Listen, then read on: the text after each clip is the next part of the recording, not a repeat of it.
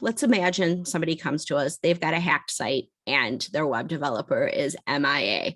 The first thing we want to do is back up that hacked site. We want to preserve the evidence as we have found it. Basically, we want to create a backup. If you can get to WP admin, load up Backup Buddy and make sure you back up everything. It's going to back up your database. It's going to back up your files, back it up to something that's off of the server, because we want to get that entire site away from that compromised server, because you're going to have to assume that everything that's going on that server is a problem, right? You're going to have to assume that anything that user that runs PHP can touch is compromised because it has malware in it.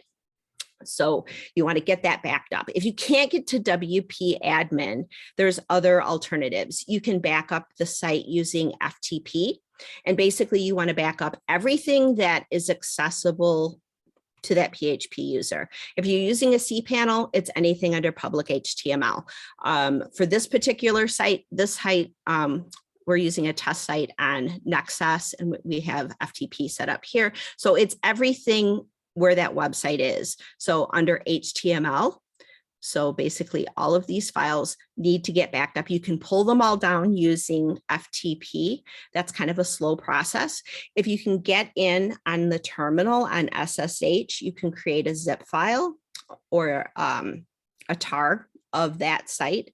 And there's some commands in that handout that will show you basically how to do that. That just compresses everything into one file. So then the download is a lot faster. And you want to get that off of the server. Once you've done that, then you have to have a strategy.